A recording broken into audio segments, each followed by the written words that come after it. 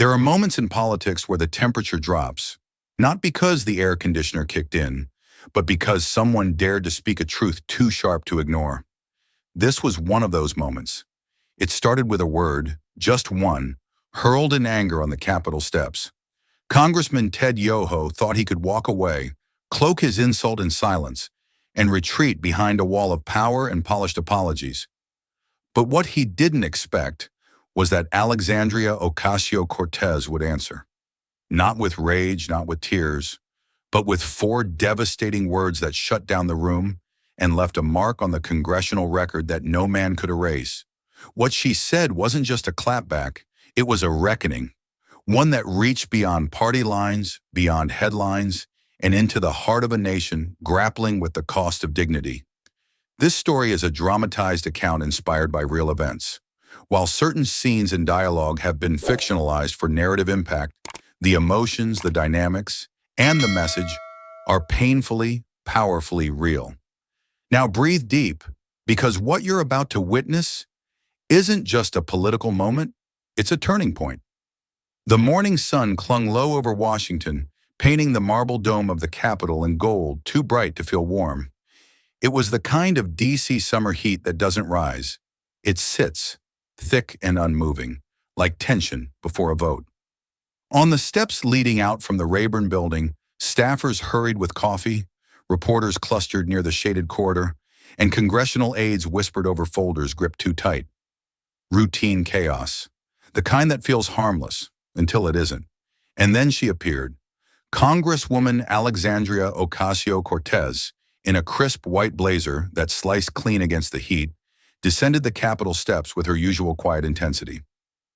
No entourage, just a phone in one hand, a folder in the other, and a dozen reporters already eyeing her like hawks tracking a thermal shift. Her schedule was tight: Environmental Committee at 10, brief with labor organizers at 11, vote prep by noon. But it was her face, calm but alert, half listening to the hum of footsteps behind her, that suggested she already knew something was off. She didn't slow down when she heard his voice. "Congresswoman!" It came loud, too loud, from behind the row of columns to her left. She turned instinctively, and there he was, Congressman Ted Yoho. He stepped forward wearing that politician's smile, wide but weightless. His suit hung awkwardly, as if even his clothing wasn't convinced he belonged in this confrontation. He held no papers, no aides, no official pretense, only something simmering just beneath the surface. And Alexandria, ever attuned to power dressed in pleasant tones, clocked it immediately. "I just wanted to say," Yoho began, lips tight, "you're completely out of your mind with that poverty crime nonsense. Totally irresponsible." His tone wasn't debate, it was indictment. AOC raised an eyebrow. "Excuse me?" "You're out of your mind," he repeated, but this time the smile dropped. It wasn't a disagreement anymore. It was personal. Reporters perked up. One lifted his phone, another reached for a recorder. She took a breath, controlled, practiced. "Congressman, if you have a policy critique, I'd be happy to..." But he had already turned away. And then, as he passed within inches of her, it happened. 3 words, muted but unmistakable. "Fucking bitch." He didn't look back. He didn't have to. Time stopped. AOC stood frozen, mid-step.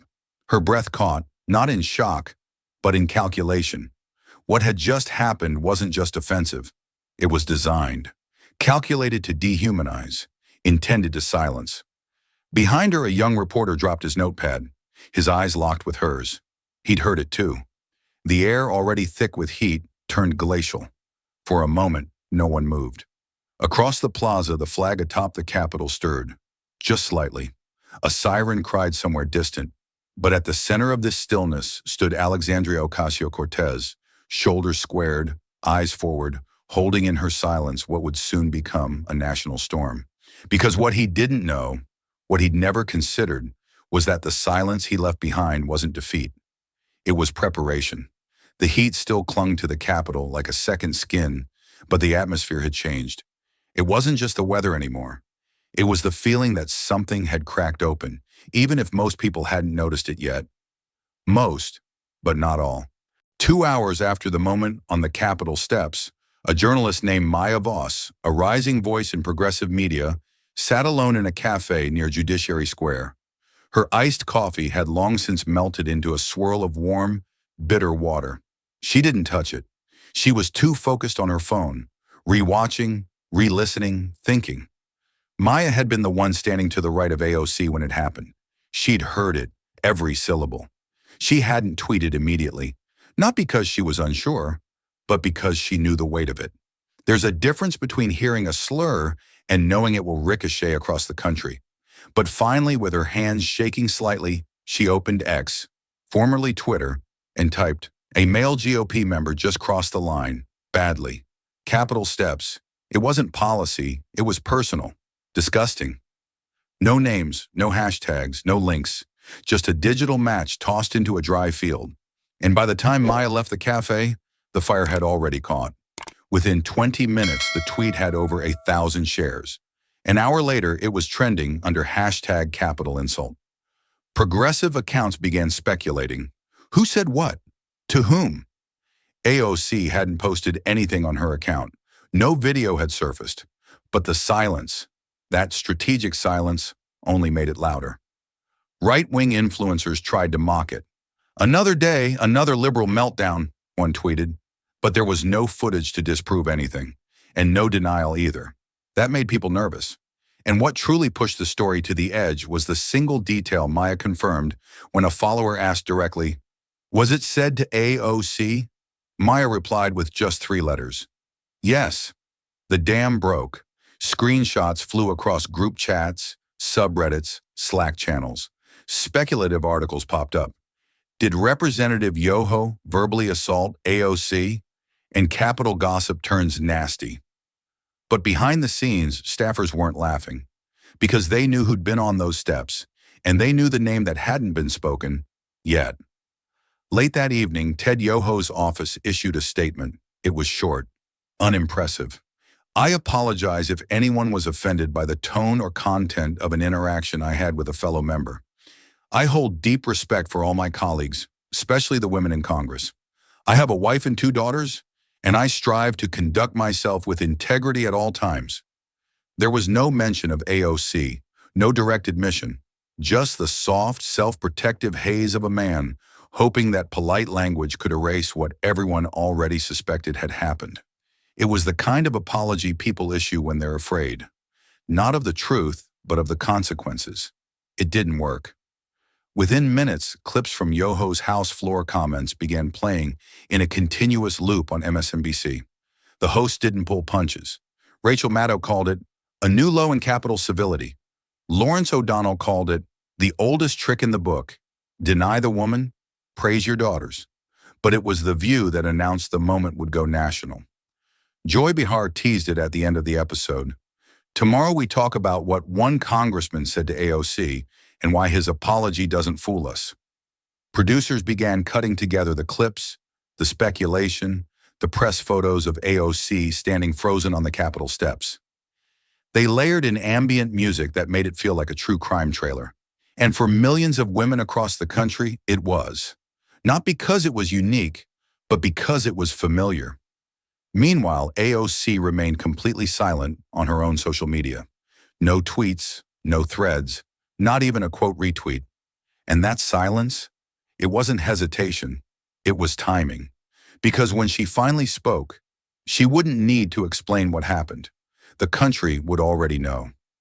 She was letting the storm build around her, and when she stepped into it, she'd walk in not as a victim, but as the only one standing with the courage to name what no one else would. That night, as the city cooled and Yoho returned home to a quiet house, Alexandria sat alone in her office, replaying the moment in her mind. Not with anger, but with focus. She wasn't preparing for war. She was preparing for clarity. And somewhere deep in the bones of Capitol Hill, something began to shift, quietly, but permanently. The office was unusually quiet, the kind of quiet that didn't come from peace, but from tension pushed beneath polished surfaces. The blinds were half drawn, letting in slats of fading gold that stretched across the table where papers lay untouched. Alexandria sat at the edge of her desk, elbows on her knees, both palms wrapped around a lukewarm cup of coffee she had no intention of drinking. Outside the door, staffers kept voices low. Inside, time had slowed. It had been nearly 24 hours since Yoho's words passed between them like a blade, and although the headlines were multiplying by the minute, AOC hadn't made a single public move. The silence, once a deliberate decision, had started to ache. But it wasn't indecision, it was weighing. And right now the scale inside her felt wildly unbalanced. Her communications director, Lila, sat on the opposite couch, legs crossed, hands folded tightly over a legal pad. "We could issue a statement tonight, short, firm, not emotional. Set the record straight, no theatrics." Opposite her, Malik, her policy advisor, shook his head. "No, if we move now, it's just another headline in 1,000. But if we wait and speak clearly, from the floor, we own the moment. We don't chase it, we define it."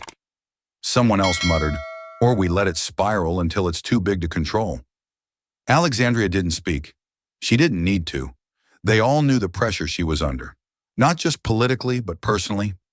This wasn't just a confrontation, it was a test. And like so many women before her, she was being judged not only by what was said to her, but by how she chose to respond. Too calm? She's weak. Too angry? She's hysterical. Too righteous? She's self-serving. The box was already built. They were just waiting to see if she'd step into it. She turned her chair to face the window, watching the Capitol's dome glow against the sinking sky. Her fingers traced the rim of her coffee cup absently. Her thoughts were somewhere else entirely. 15 years earlier, in a public high school in the Bronx, where a different kind of confrontation had once shaped her. She remembered standing in front of her AP Civics class, giving a speech on economic inequality. She had raised her voice, not in anger, but in passion, and a boy in the back row laughed. "You're too loud for a girl," he muttered, not even trying to whisper. Another added, "Why do you care so much?" "No one listens to people like you anyway." The teacher hadn't said a word. She'd stood there, a teenage girl with calloused hands and a mind too sharp for comfort, cheeks burning, not from shame, but from the injustice of being dismissed before she even finished her sentence. Now sitting under the artificial calm of her office, she felt the echo of that heat rise again. The boys had grown into men. The classroom had become Congress. And the laughter, the dismissal, the calculated disrespect, it was all still here, just wearing better suits. She glanced back at her team. Lila looked worried. Malik looked ready, but none of them could decide this for her. She took a breath, deep, quiet. Then she whispered, almost to herself, but loud enough for the room to hear, "Not this time." Silence again, but this time it felt different. Settled. Focused. AOC stood up slowly, walked to her desk, and pulled out a single sheet of notepaper.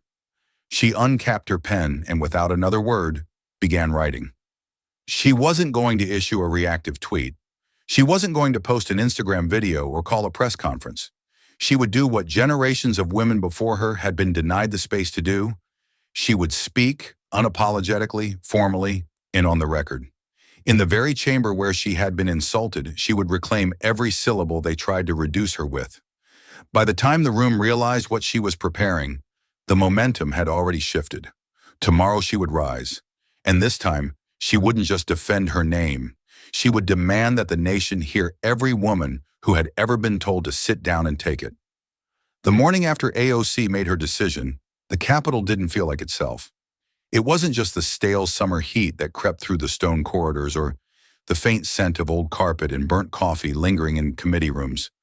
It was something harder to name, something colder, a silence that felt less like stillness and more like avoidance.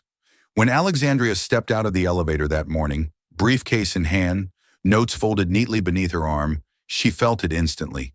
The shift, the careful sidesteps, the glances that were either too brief or too long. A senior Democrat she'd once co-sponsored a climate bill with nodded as they passed in the hallway, but didn't say a word. A junior Republican aide who usually offered a quiet morning simply looked down at his phone and shuffled away. The usually loud and buzzing corridors of the Longworth building now felt padded, muffled, like something sacred had cracked. and everyone was afraid to step near the fault line. She kept walking, purposefully, as if the silence didn't sting. But it did. Outside the Oversight Committee room, she caught sight of Senator Landon, an older, moderate Democrat known more for her pragmatism than her courage. Their eyes met briefly.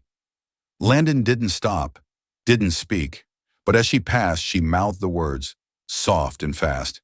"I'm sorry." Alexandria didn't respond. She just nodded gently and moved on. Minutes later, in the break room near the chamber floor, another colleague, this time a younger woman, ambitious and media savvy, leaned in slightly and whispered, "You don't need this.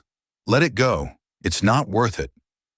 Her voice wasn't unkind, just tired, as though every woman in that building had learned eventually to calculate which battles were survivable and which would brand them as troublemakers. But Alexandria had already done that math, and for once, she didn't like the answers silence gave. Elsewhere, the narrative was already being shaped. Fox News ran a segment under the headline, "Misunderstood or Manufactured, AOC Under Fire for Weaponizing Victimhood." A panel of 3 men and 1 skeptical woman dissected the phrase Maya Voss had reported, suggesting perhaps it was misheard. One commentator leaned back smugly in his chair and asked, "Do we even know if he said it? Or is this just another example of the left crying wolf for political theater?" In the world of cable news, doubt spreads faster than fact. Back in her office, Alexandria stared at the monitor showing the clip on mute. Her own face filled the corner graphic under the words outrage or overreaction. She studied herself, not her expression, but the way the media had carved her moment into content, reducing her experience to segments and speculation. Still, she didn't reach for her phone. Let them talk. Because while pundits were guessing and colleagues were retreating, something far more important was happening. The public wasn't turning away. Messages continued pouring in.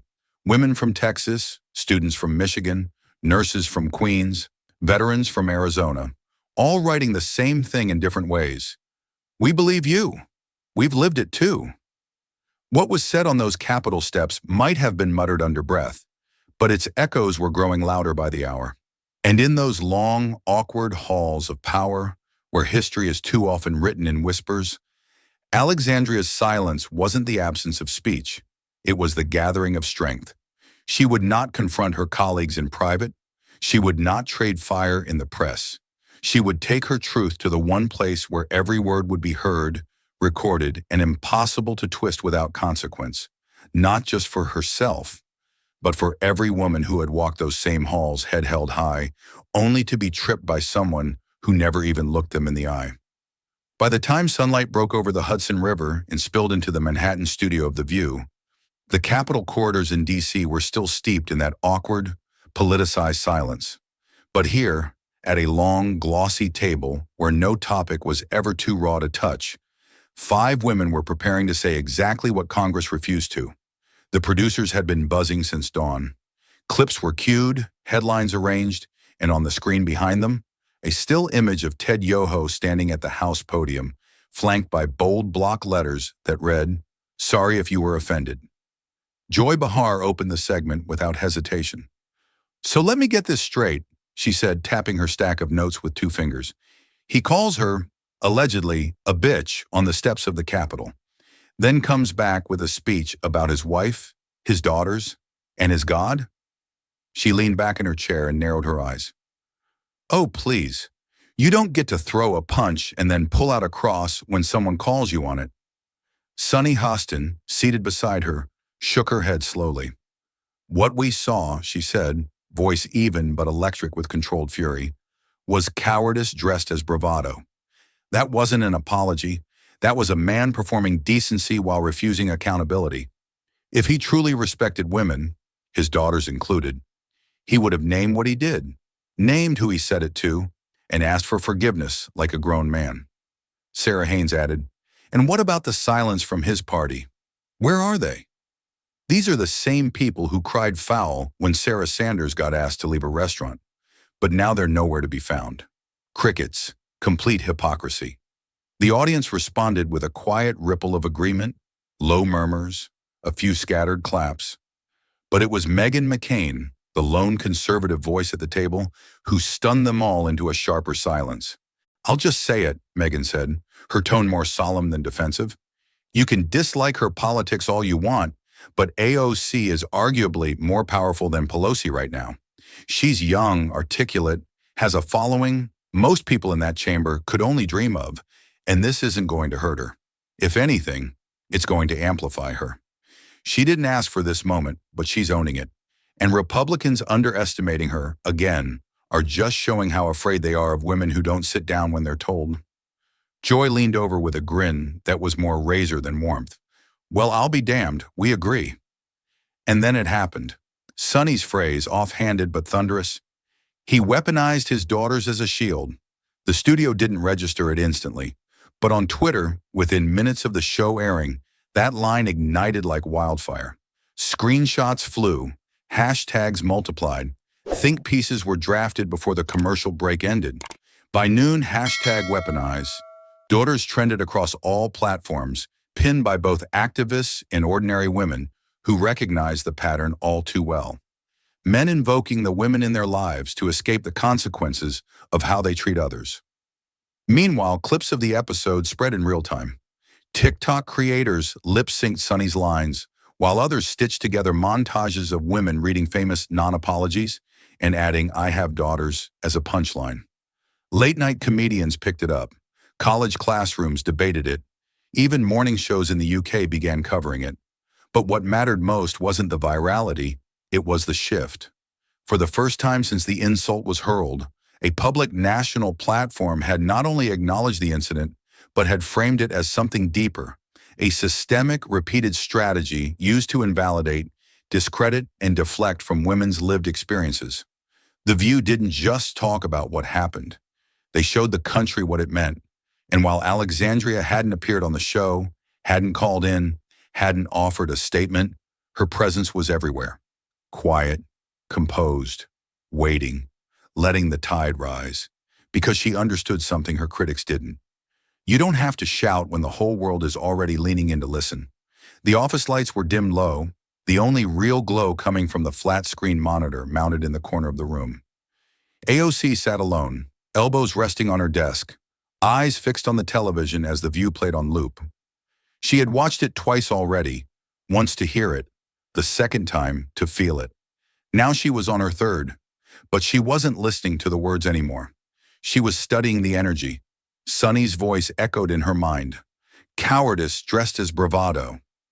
Joy's mockery of Yoho's invocation of God and daughters had landed like a punch to the gut of every woman who had ever been told to smile while swallowing disrespect. But it was Meghan McCain's comment that lingered, unexpected and disarming. She didn't ask for this moment, but she's owning it. The words had weight not because they praised her, but because they named the truth. This moment wasn't chosen. It had chosen her. Alexandria's fingers tightened around the pen she held. Her jaw clenched without her noticing. Her body, always controlled, always measured, was holding something bigger than fury. It was holding purpose under pressure. She let the pen drop to her notebook. The blank page stared back, waiting. She picked up the pen again. At first, the lines came scattered. Half-thoughts, clipped phrases, disjointed sentences, scribbled with frustration. Not personal. Pattern. This isn't new, just filmed. He won't apologize because he's never had to. But then a rhythm began to form. She crossed out a paragraph, then another. She flipped the page and started over. The second draft had fewer words. The third had more. She whispered some lines under her breath to hear how they might land on the floor of the chamber, how they would ring off marble and wood in judgment. She paused, turned on the desk lamp, and pulled out her congressional notepad, the one she reserved only for moments that needed clarity beyond politics. She wrote the opening sentence again, slower this time. There was a knock, light, hesitant. Malik stepped inside, closing the door quietly behind him. He didn't say anything at first, he didn't need to. He saw the TV, the open notebook, the chaos on the legal pad. He stood beside the desk, arms folded, watching her work. Lila and I were talking, he said carefully. If you want to wait until after the vote this week to say something, We can hold off the press. But if you want to go in tomorrow, he trailed off, unsure where her mind was. Alexandria didn't look up. She kept her eyes on the sentence she had just written, tapping the pen once, twice. Then she said quietly, "I'm not writing this to win airtime." Or retweets. Malik nodded. "So what are you writing it for?" This time she looked up. Her voice didn't rise, but it sharpened.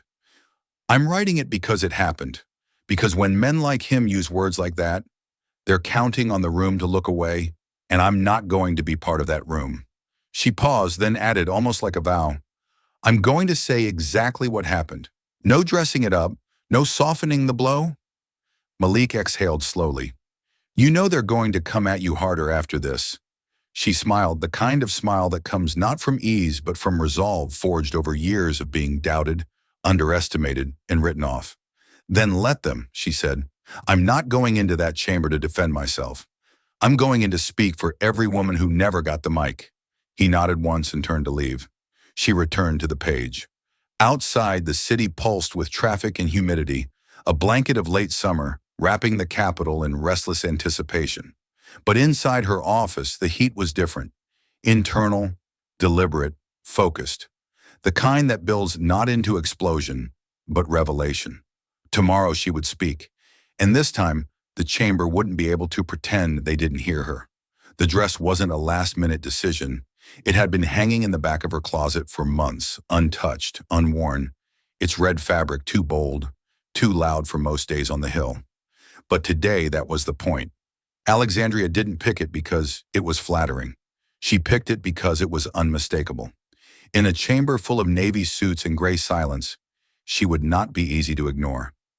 She buttoned the final clasp at her collar, looked at herself in the mirror, and nodded once, more to steady her breath than check her appearance. The red wasn't just a color, it was a warning. The Capitol was humming the way it always did on high-stakes days, aides buzzing with folders in hand, elevators crammed with rushed conversation, security officers posted a little more alert than usual.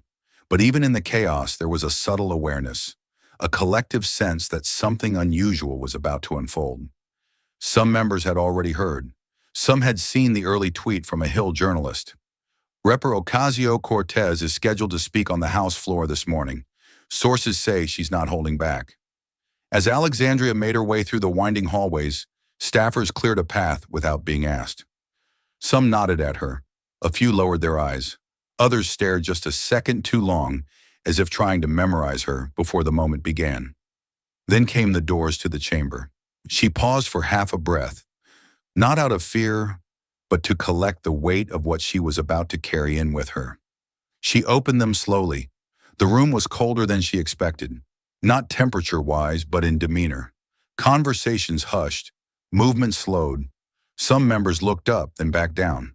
Others didn't look at all. A few Republican congressmen whispered to each other behind their hands. One snickered. She saw it but didn't flinch. Her heels tapped softly against the thick carpet as she walked the long aisle toward the microphone. No one walked beside her. She didn't want them to. To the right, a cluster of younger Democratic congresswomen watched her. One of them, Ayanna Pressley, met her gaze with a subtle, supportive nod. From the gallery above, a few interns leaned forward. A camera shutter clicked, then another, and another. Still, the room remained oddly silent. It was a silence not of reverence, but of calculation. Everyone in that chamber was measuring the moment, weighing what it would mean, not just for her, but for them. She reached the podium and rested her notes gently against the wood. No shaking hands, no nerves, just presence. She adjusted the mic slightly and cleared her throat. For a split second, the sound echoed louder than it should have. No one interrupted. She began. Her voice was calm, not theatrical, not trembling, just clear, as if she had practiced this 100 times, but also as if it had always been sitting right behind her tongue, waiting to be spoken. "Thank you, Madam Speaker." No one responded, not verbally, but you could feel the oxygen shift in the room. She continued, her words steady, unbroken. "I rise today not out of anger, but out of necessity." Still no reactions. Not yet. The words were coming now, not read but delivered. Not just from the page, but from something older, deeper. She wasn't just recounting a moment. She was exposing a structure. naming it piece by piece, and she was doing it with a tone so composed, so measured, that it only made the truth sting more. On the far side of the chamber, Ted Yoho sat with arms folded, eyes fixed on the floor. As Alexandria spoke, the room did not erupt. It did not interrupt. It simply listened, because it had no choice. She had the mic. She had the floor. And for once, no one could pretend not to hear her. She didn't raise her voice. She didn't have to. The chamber had grown quiet, almost reverent, as Alexandria continued speaking, her tone measured and deliberate. There were no theatrics in her delivery, no dramatics, no yelling, no forced pauses for applause, just clarity, and in that clarity, power. "I do not need Representative Yoho to apologize to me," she said, pausing just long enough to let the words settle. Her gaze swept the chamber, taking in the suits who refused to meet her eyes and the ones who leaned in just slightly, waiting. Clearly, he does not want to, and I'm not here to demand that he change his mind. She could feel her pulse in her throat, fast but steady. The speech had been rewritten half a dozen times, but this line, this moment, had never changed. She had known from the beginning that her response wouldn't be about one man. It couldn't be, because if she let it become personal, they'd reduce it to drama, to ego, to a feud. So she pushed forward, knowing that what she said next would be what lingered, not just in this room, but across the country. This is not about one incident. It is cultural, it is structural, and it is unacceptable. As the words left her mouth, she felt the shift, subtle but undeniable. The moment stopped being about her. It became about them, about every woman watching from a cubicle, from a classroom, from a kitchen, about the ones who had been interrupted mid-sentence, the ones who were told to calm down when they raised valid concerns, the ones who had been called names they didn't repeat outside of therapy. She drew in a breath and continued, slower now.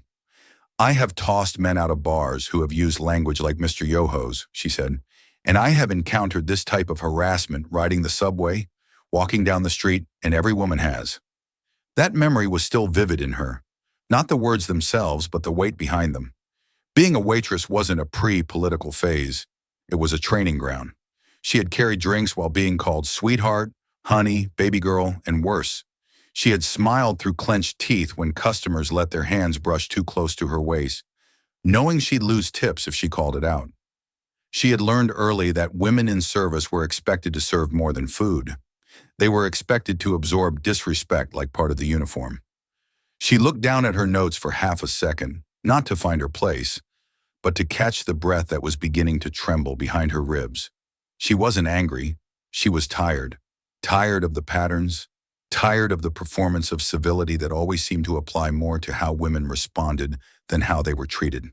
And yet, even in that moment, her voice never rose. Instead, it cracked, just slightly, just enough. But then it steadied again, because she willed it to. "And what I believe is so important is that I don't need to be liked. I don't need to be respected by him," she said, nodding subtly toward the far side of the room. "What I need is for girls in this country to see that they do not have to accept abuse from men, even if those men are in power." That was the line that made a few heads finally turn, because it wasn't just a rebuke, it was a reframing. It forced every person in that chamber to confront not just what had been said, but what had always been tolerated, what had always been excused as just politics. Alexandria took a final breath and looked around, not for approval, but for confirmation that she had finished what she came to say. And in the silence that followed, no one spoke. Not because they agreed, not because they didn't, but because she had spoken with such plain, undeniable truth that to interrupt it would have felt dishonest. She stepped back from the podium slowly. Her hands weren't shaking. Her shoulders weren't hunched. She had not defended herself. She had declared the boundaries. And the House, finally, even if just for a moment, listened. The video hit the internet before her heels had even reached the back of the chamber. Within minutes, it was clipped, subtitled, remixed, and reposted by voices on both sides of the aisle. News anchors interrupted their segments mid-script to run footage of AOC standing firm in her red dress, her voice echoing through the House with no trace of apology. Hashtags surged. Think pieces were drafted by lunchtime, and the evening's headlines had already taken shape by noon. But the most powerful responses didn't come from official pundits or verified accounts. They came from ordinary people who had never set foot inside the Capitol. In a small cafe off Southern Boulevard in the Bronx, a mother in scrubs took her 10-minute break at a plastic table near the wall-mounted TV. She stirred sugar into her coffee absently as AOC's face appeared on screen. Mid-sentence, eyes steady, voice unwavering.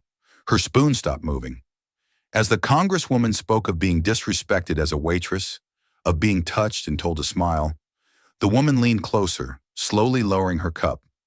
By the time Alexandria declared that she wasn't there to demand respect from one man, but to speak for millions, the mother wiped at her cheek, blinking fast, whispering to herself, "That's our girl. That's our girl."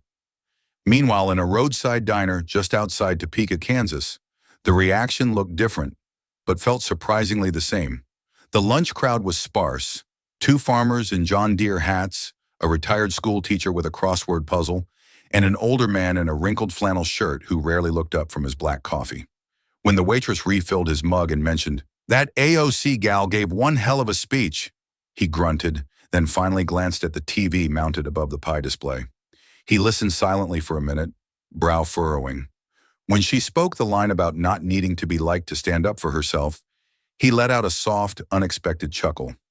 "She's got more spine than half that damn room," he muttered, just loud enough for the waitress to grin. Across the country, the response was the same in essence, though shaped by geography, identity, and circumstance. Teachers replayed her speech for students in social studies classes.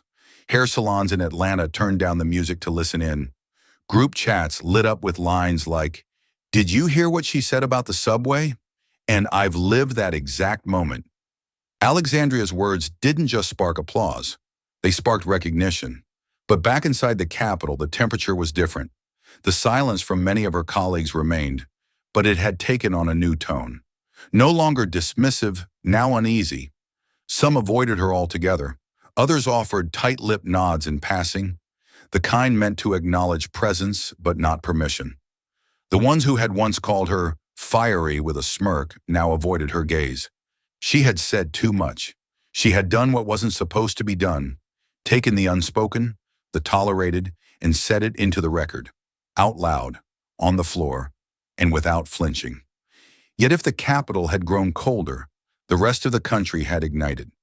A small-town librarian in Oregon began printing out AOC's full speech for teenage girls in her mentorship group. A black female police officer in Detroit posted a video saying, "This is what real leadership looks like. Truth without disguise." Even some conservative women's forums, usually cautious to avoid overtly political content, shared the clip with captions like, "Civility doesn't mean silence." Alexandria didn't respond to any of it right away. She didn't issue a victory tweet or bask in the press coverage. She simply returned to work, hearings, policy briefings, constituent calls. But something fundamental had shifted. Her voice, already known, now carried something different. Permanence. Not volume, not shock, but resonance. And across America, millions who had never paid attention to a floor speech before found themselves watching every word. Not because she was famous, not even because she was right, but because for the first time in a long time, they recognized themselves in the chamber of power. Before there was a red dress on the House floor, before there were microphones in committee rooms and headlines across the country, there was a little girl in the Bronx, curled up beneath a blanket, reading by the thin beam of a cheap plastic flashlight. The apartment was quiet, not the kind of peaceful quiet, but the kind that comes when the power's been cut for the third time in a month and no one wants to admit they're getting used to the dark. Her mother was in the next room, pretending to sleep, and Alexandria, 8 years old, determined, stubborn, was finishing a library copy of Roll of Thunder, Hear My Cry, like the words themselves could light the room. The flashlight flickered, battery dying. She shook it once, twice. It kept going. So did she. That was the version of Alexandria Ocasio-Cortez most people would never see. The one who grew up memorizing multiplication tables in a hallway while waiting for her turn in the only bathroom. The one who helped translate medical bills for her abuela. The one who didn't just imagine a different future, she insisted on one. By the time she reached middle school, Alexandria had developed a habit that would stay with her for life, challenging what was handed to her, not because she thought she was better, but because she believed things could be better. That belief didn't make her popular, especially not in debate club. She still remembered her first formal round, standing in front of a chalkboard in a beige-walled classroom, arguing in favor of universal after-school programs. Her opponent, a boy from a wealthier neighborhood with a confident smirk and a clipboard full of statistics, interrupted her mid-sentence to say, "That's cute, but nobody's going to listen to some girl from Parkchester telling them how to run education policy." The room laughed. The judge smiled, and Alexandria blinked, bit her tongue, and finished her argument anyway. She didn't win that round, but she remembered what it felt like, the heat in her chest, the way her hands trembled with words that no one seemed ready to hear. That would become a familiar feeling. Years later in high school, things hadn't changed much. She was taking an advanced civics class taught by a man with a thick tie and a thin voice who loved to hear himself talk about the way the founders never meant for emotion to override reason. When Alexandria asked if passion had ever driven reform, he laughed. "Politics eats girls like you," he said, waving her off with a grin that didn't reach his eyes. "Smart, idealistic, emotional, it'll chew you up and spit you out before you even get through freshman orientation." The class laughed again. Alexandria didn't. She took the textbook home that night and read the chapter twice. Not because she wanted to prove him wrong in front of the class, but because she knew even then that she would prove him wrong in real life. She didn't tell her mother about it. There were already enough worries at home: rent, groceries, buses that never ran on time. But she carried the words with her, not like a burden, more like a dare. That was the girl who would grow into the woman standing in the House chamber years later, unshaken beneath the weight of a slur that was supposed to put her in her place. That was the girl who would answer cowardice with clarity and condescension with truth. What they didn't understand, not the boys in debate club, not the teacher with the grin, not the congressman who mumbled his insult on the Capitol steps, was that Alexandria had been underestimated for most of her life, and she had learned how to use that, not as a shield, but as fuel. Long before she stepped behind a podium or delivered a speech that would ricochet through every state house in the country, Alexandria Ocasio-Cortez walked into a donor meeting in Midtown Manhattan wearing borrowed heels and a blazer that didn't quite fit across the shoulders. Her campaign was still more dream than machine. No fancy consultants, no press strategy, just her and a few friends printing flyers out of a cramped apartment. But she had conviction, she had numbers, and she had a plan. What she didn't have was permission. The conference room was sleek and cold, glass walls and polished metal surfaces designed to make people feel small unless they owned something. Alexandria stood at the far end of a long, gleaming table where four men, all of them twice her age and none of them from the Bronx, leaned back in their chairs with practiced detachment. She laid out her platform: working class representation, Medicare for all, criminal justice reform, rent stabilization, climate legislation, and she watched their eyebrows raise, not with curiosity, but with mild amusement. When she finished, one of them chuckled softly, looked her straight in the eye and said, "You're cute, but unrealistic." Another nodded and added, "You've got heart. But you don't stand a chance against Crowley. He's a machine. You'll burn out before you break through." They didn't say no. They didn't have to. Their silence as she packed up her materials said everything. It was the kind of dismissal that doesn't sting immediately, only settles in afterward, like a slow bruise on pride. But Alexandria didn't waste energy trying to change their minds. She had other people to answer to. That night she rode the 6 train back home, still in those stiff heels, her campaign flyers folded on her lap. The next morning she was knocking on doors in Jackson Heights. Door after door, hallway after hallway, she told her story. Daughter of a working-class family, product of public schools, waitress, organizer, challenger. Most people were polite, some were curious, a few slammed doors. But one moment stuck with her. A woman, maybe mid-50s, in a tank top and slippers, opened her screen door, listened for a minute, then narrowed her eyes and said, "We don't need girls. We need fighters." She didn't say it cruelly. She said it like someone who'd been disappointed too many times to believe anything sweet. Alexandria paused. "I'm both," she replied, "and I'll come back to prove it." She did, 3 times. And eventually that same woman came to a campaign meet and greet, arms folded but listening. She didn't clap, but she nodded once, and AOC remembered that more than any donation. The campaign trail was brutal. There were days with no food between events, nights sleeping 4 hours, mornings begging volunteers not to give up. The political establishment ignored her. Some mocked her, a few called her dangerous. But what none of them saw, what they never learned to calculate, was her resilience. Winning the election wasn't the moment that defined her. It was every single time she stood back up after someone told her she couldn't. Every cute but unrealistic. Every "you don't stand a chance." Every "we need someone tougher." Because they misunderstood what toughness looked like.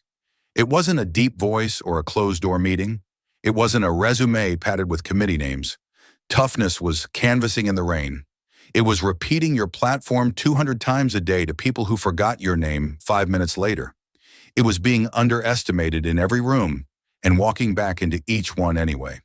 By the time she defeated Joe Crowley, 10-term incumbent, party favorite, fundraiser king, she didn't feel triumphant.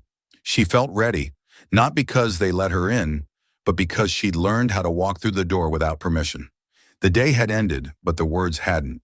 They still lingered, echoes of her speech drifting through news segments, social media posts, podcast recaps, and casual conversations on stoops and in subways. But inside her apartment, as the world argued and applauded and analyzed, Alexandria stood alone in front of the mirror. She hadn't changed out of the red dress yet. It hung on her like memory, creased now, a little loose at the shoulders after hours of wear, but still bold, still intentional. Her hair was beginning to fall from the neat bun she'd fastened that morning, strands softening her face in a way that made her look more like the girl who used to study under flickering lights in the Bronx than the woman who had just spoken on the House floor. She leaned in, studying her own eyes, not for vanity, for proof. The mirror reflected more than her reflection. It showed her everything she had been carrying. The weight of being watched, misread, underestimated. The constant negotiation between being powerful and being palatable. The subtle daily erosion of identity that happens when you are seen as a symbol more than a person. She hadn't cried. Not during the insult, not after the apology, not even after the applause. But now in the quiet, her throat tightened. Not from sadness, but from release. Her phone buzzed beside her on the dresser, screen lighting up with the flood of unread emails she hadn't had time to check since the speech aired. She picked it up, almost absent-mindedly, and began scrolling through. Dozens, then hundreds, carried the same undercurrent. Not just of support, but of long-held silence being cracked open. Women who had endured the quiet abrasions of workplace cruelty, teachers, nurses, mothers, service workers, even a retired Marine sergeant who wrote simply, "They called me weak because I wouldn't laugh along. Thank you for not laughing either." Alexandria sank into the edge of the bed, phone in her lap, hands folded. She let the words soak in, not the insult she'd received, but the ones she had given back. Not out of retaliation, but out of reflection. She thought about how the narrative had always been framed by others, the critics who called her dramatic, aggressive, too emotional, the supporters who praised her fire without acknowledging its cost, the headlines that dissected her style more than her substance. For years, her identity had been public domain, reshaped and reframed to fit whatever agenda needed her face. But that day on the House floor, something changed. It wasn't just about reclaiming her name, it was about reclaiming her narrative. The insult hadn't broken her, but it had revealed something. Not about Ted Yoho, about America, about how comfortable people had grown with dismissing women who didn't flinch, about how often women were expected to swallow disrespect with grace, then smile through the bile, about how easily courage was recast as trouble. And in that moment, as she looked at her tired eyes in the mirror and pulled the pins from her hair, she understood something she hadn't been able to name until now. It wasn't about what he called me, It was about what I answered with. She hadn't just responded, she had redefined the terms of engagement. She had made it clear that dignity wasn't something you demanded. It was something you declared. And that declaration had traveled farther than the insult ever could. It didn't take long. By the time Alexandria left the Capitol that evening, her words were already being fed into the grinder of partisan media, chewed up and reassembled for public consumption. On conservative talk shows, clips of her speech were chopped into pieces and recontextualized with scornful commentary. The phrase overly dramatic began to appear like clockwork, spoken by men who'd never sat through a floor session unless it involved their own talking points, now suddenly concerned with decorum. "She's playing the victim card," one anchor said, voice dripping with mock concern, "turning a misunderstanding into a full-blown spectacle." Another accused her of emotional manipulation, of dragging her personal baggage onto the House floor like a bad daytime soap opera. Not once did they replay the insult. Not once did they question the behavior that started it all. That wasn't the point. The goal wasn't truth, it was containment. Somewhere between headlines and hashtags, a familiar script kicked in, frame her passion as instability, twist her dignity into performance, suggest quietly but insistently that maybe the real issue isn't what was said to her, but how inconveniently loud her response was. Inside the Capitol, the tone was colder, quieter, but no less calculated. Whispers moved through marble hallways like wind through an old cathedral. Alexandria could feel it before she heard it. A shift in posture, averted gazes, smiles that no longer reached the eyes. And then the first leak appeared. A reporter from Politico reached out with a simple text. "Hearing chatter about a committee reshuffle, your name's on the maybe list." An hour later, another journalist followed up. "Sources say leadership's concerned about optics, timing, your tone." It wasn't subtle. It never is. When women in power are seen as too clear, too confident, too loud, the system doesn't correct them directly. It moves around them, quietly, administratively, efficiently. Someone else might have panicked. But Alexandria had seen this movie before, had watched it play out in restaurant jobs, classrooms, campaign stops. The same old choreography: provoke, discredit, isolate, and punish. It didn't feel personal because it wasn't. This wasn't about her. This was about control. And the backlash didn't stop there. Her inbox began to swell by the hour. Dozens of emails turned into hundreds. Most were messages of support, raw, vulnerable, overflowing with gratitude from women who had never heard their own truths spoken aloud in a room built to ignore them. But among them were others, darker ones, filled with rage, spit-laced fury, threats about what she deserved, what someone ought to do to her, what happens to mouthy little girls who forget their place. Some came with names, some anonymous. All had one thing in common.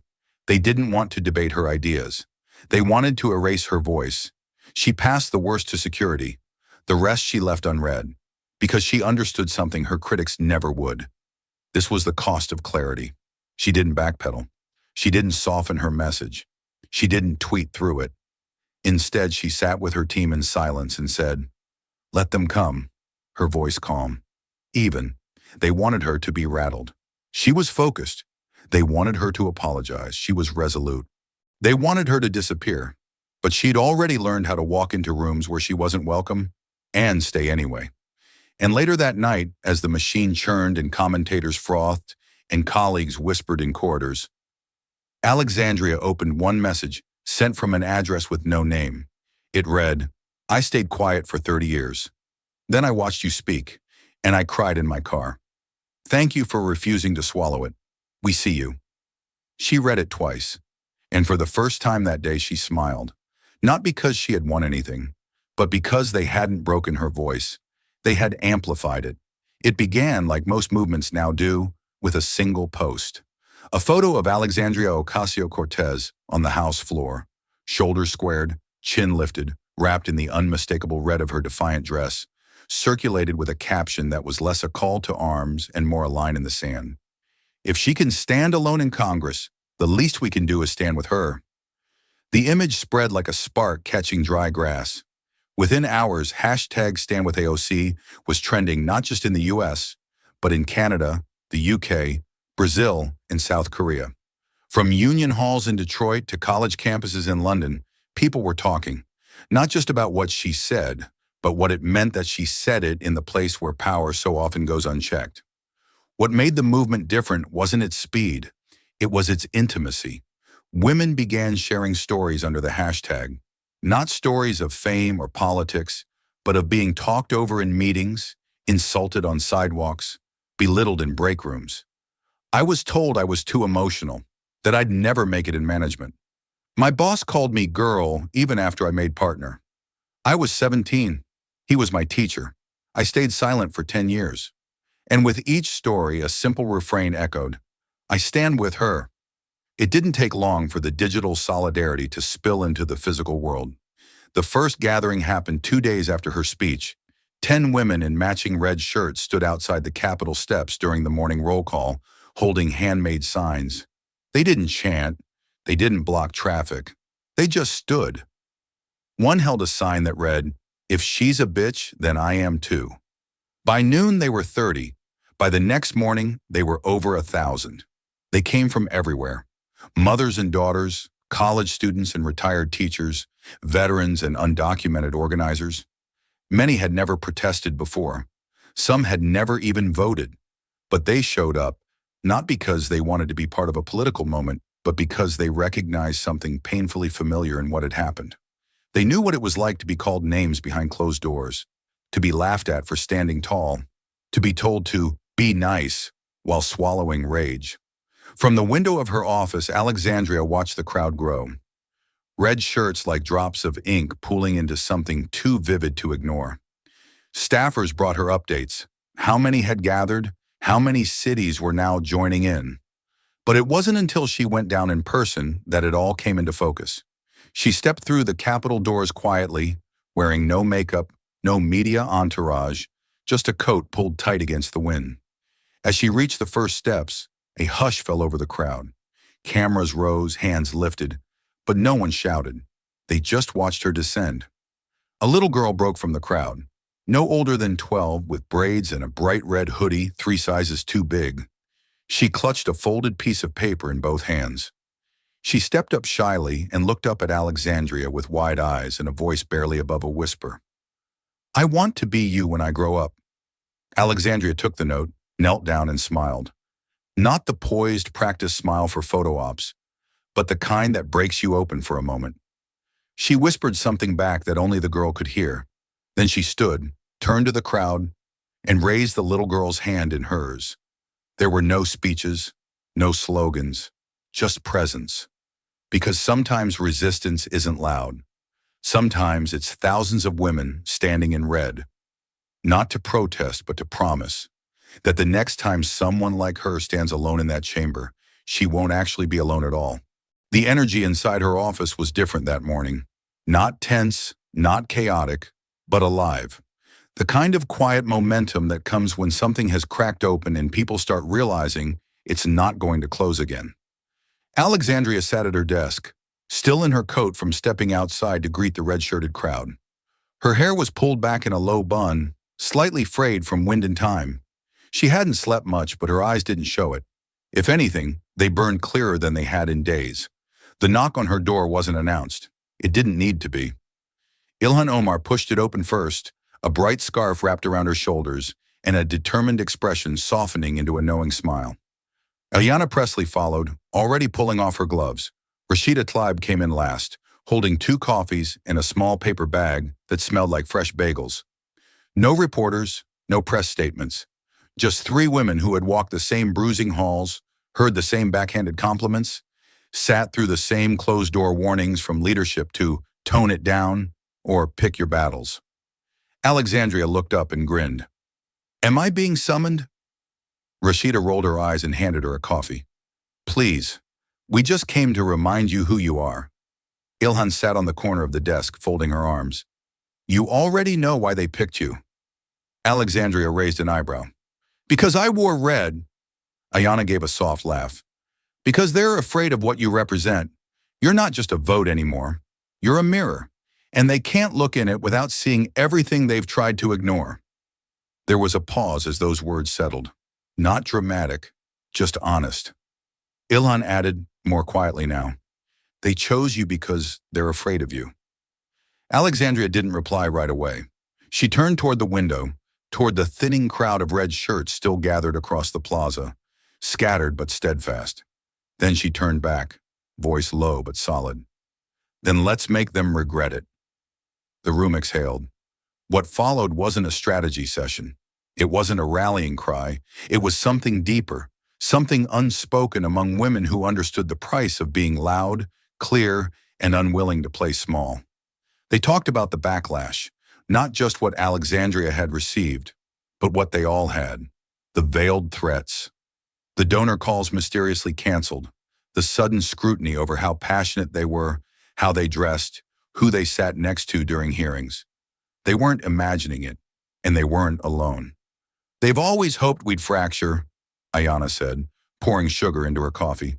Divide us, pit us against each other with side deals and safe seats. But we're still here, Rashida said, louder than ever. Alexandria smiled again, but this time it wasn't just for the room. It was for the broader truth. Because in that moment, she realized something vital. They had never been just the squad. That was a name the media gave them, a label to box them in. But what they really were, what they had become, was the refusal to disappear, the refusal to dilute themselves to fit in, the refusal to let the world talk about them louder than it listened to them. They were from different cities, different backgrounds, different battles, but they were united by something far more powerful than proximity, conviction. Not the kind that gets quoted in speeches, but the kind that shows up at 7 a.m. with coffee and tired eyes and says, "We fight again today."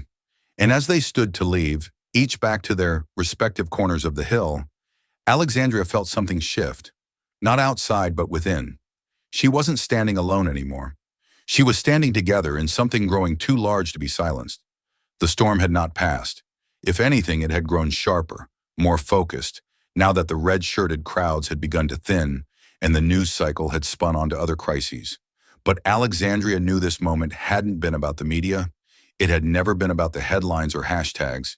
It had always been about the record, about what would be written down in the congressional archives, about what would be remembered long after the moment faded from screens. That was why she filed it.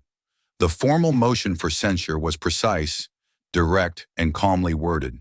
It stated that Representative Theodore Yoho, by engaging in language unbecoming of a member of Congress, had not only violated the decorum of the House, but also contributed to a culture of institutional disrespect toward women in public office. It was not personal, it was procedural.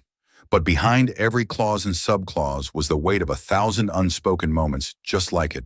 She knew the motion wouldn't pass. She knew the GOP, still posturing behind closed doors about being above personal disputes, would block it. And they did, swiftly, predictably, with a flurry of procedural objections and veiled smirks.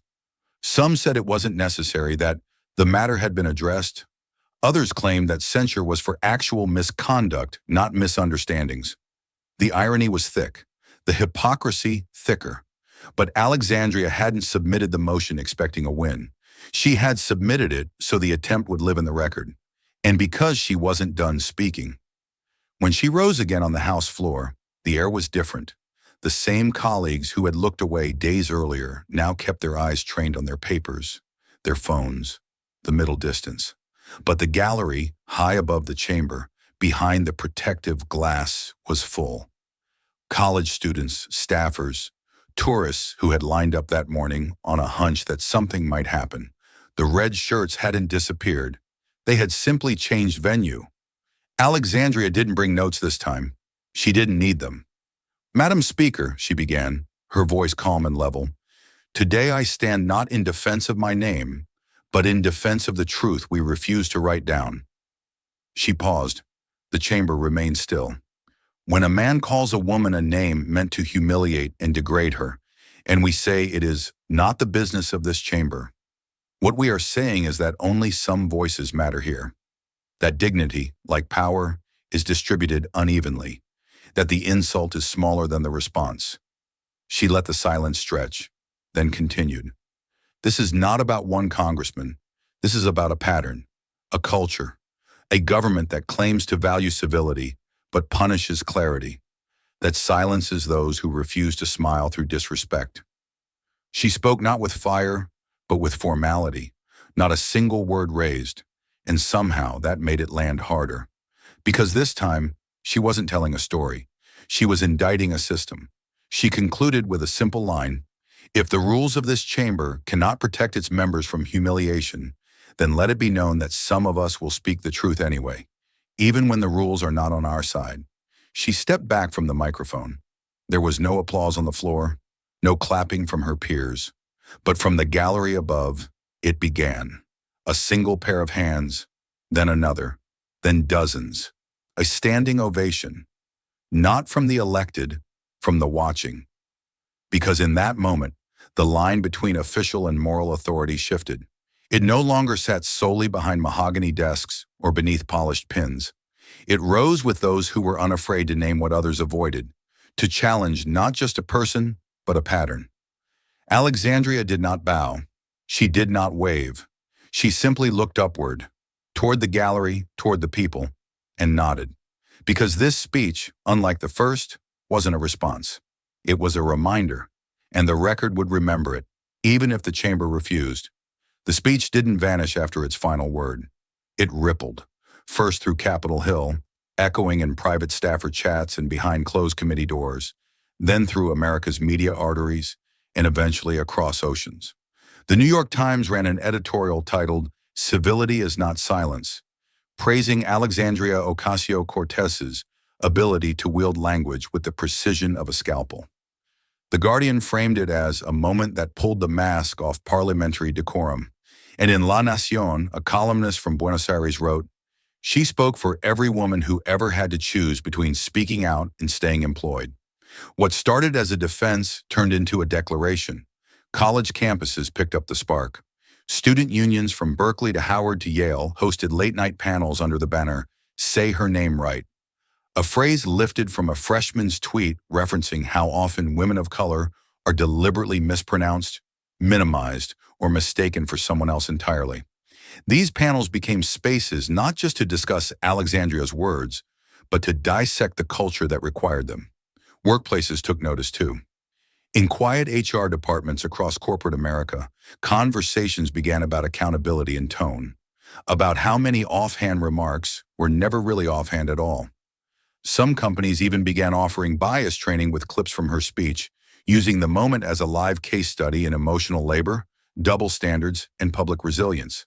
And inside Congress, something subtle but seismic shifted. A new internal ethics code was introduced, not loudly, not ceremoniously, but deliberately. It outlined a clearer standard for interpersonal conduct between members.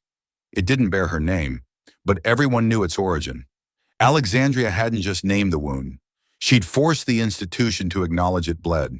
The elevator had always been a strange place in the Capitol, part steel trap, part sacred pause. It was one of the only spaces where the powerful had no escape, where a 30-second ride could stretch the air like a held breath. Alexandria stepped in alone, her heels quiet on the marble. She pressed the button for the fourth floor and let herself exhale. The kind of exhale you only take when you're certain no one else is watching. But before the doors could close, they stopped. A hand reached in, deliberate, manicured, aged with experience, and a woman stepped in without a word. Tailored suit, sensible heels, silver pin glinting near the lapel. A senior Republican congresswoman. One of the few who had survived decades in these halls without ever becoming a headline. She didn't speak at first. She didn't need to. The tension between them wasn't hostility, it was weight, decades of it. The elevator began to move. Slow, smooth. And then the woman turned, ever so slightly. Her voice came out low, measured, private. "What you did, I should have done 25 years ago." Alexandria didn't respond right away. She looked at the woman, not with shock or suspicion, but with the quiet recognition of someone who understood what it meant to hold something in for too long. The woman's voice cracked, just slightly. "I'm sorry." The elevator kept rising. And without fanfare, without speeches or gestures, Alexandria reached out. She placed her hand gently on the woman's shoulder. "You just did," she said. The elevator chimed, the doors opened. Neither of them moved right away, but something had. The auditorium lights glowed warm over the rows of students packed shoulder to shoulder, their chatter softening into a hum as Alexandria stepped up to the mic. No one needed an introduction, not anymore. In the Bronx, in this public high school gym reimagined as a community hall, she wasn't a guest speaker. She was a mirror, one these students had grown up seeing not just on screens but in themselves. She smiled before speaking, not out of nerves but recognition, the kind that came from remembering the long, uncertain walk from her own high school stage to the steps of the Capitol, the journey between being underestimated and being undeniable. "You know," she said gently, "I used to think power came from speaking louder than the noise around you. But it turns out real power comes from knowing you're not speaking alone." The room held still, not stiff, but attentive, eager, like breath held not out of fear, but anticipation. She told them stories, not just about Congress or speeches or votes, but about working double shifts, being mocked during debates, walking into rooms where no one expected her to stay, let alone lead. And the kids didn't fidget. They listened, because it didn't feel like a lecture. It felt like permission. Then from the third row, she saw her, a girl, no older than 16, curly hair pulled back tight, posture upright, and wearing a red dress, strikingly similar to the one Alexandria had worn the day she stood alone at the podium and said, "I do not need his apology." Their eyes met. The girl didn't smile. She nodded, just once. And Alexandria nodded back, knowing exactly what it meant. Not approval, not admiration, inheritance. No one noticed when he left.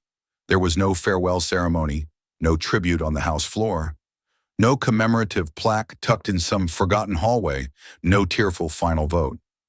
Ted Yoho submitted his retirement papers quietly at the end of the session, citing family time and new priorities. The cameras didn't come. The press didn't linger. A few lines ran in local Florida papers, but even those faded beneath the news of midterms and leadership shifts. His name, once trending for all the wrong reasons, slipped into the long shadow of irrelevance. In Washington, he was a footnote, but in a university just outside Chicago, sunlight now fell each morning across a wall of polished stone in the lobby of a new women's leadership center. Carved into it, in strong serif font, was a quote that needed no attribution to feel familiar.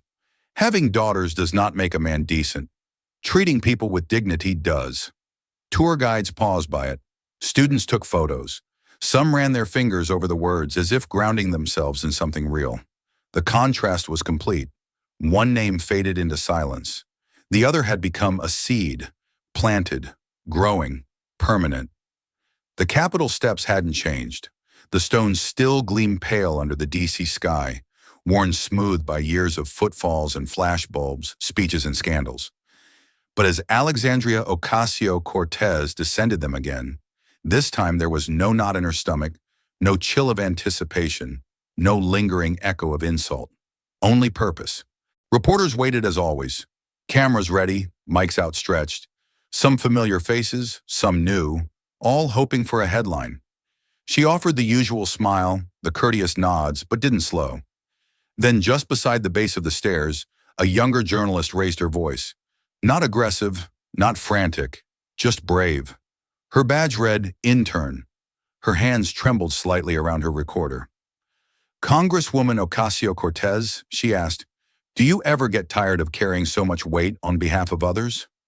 Alexandria paused, turned fully, walked a few steps toward her. "No," she said simply, "because I remember what it felt like to have no one carrying it for me." The intern blinked, unsure what to say next.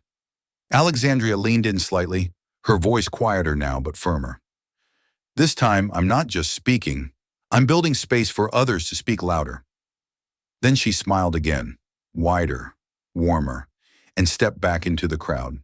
The cameras followed. The footsteps echoed. And as the scene faded, her voice lingered in the air like a thread connecting past and future. "They called me a name. I answered with a future." This story reminds us that power isn't always loud. It's often steady, principled, and unshakably clear. AOC's journey isn't just about reclaiming dignity after an insult.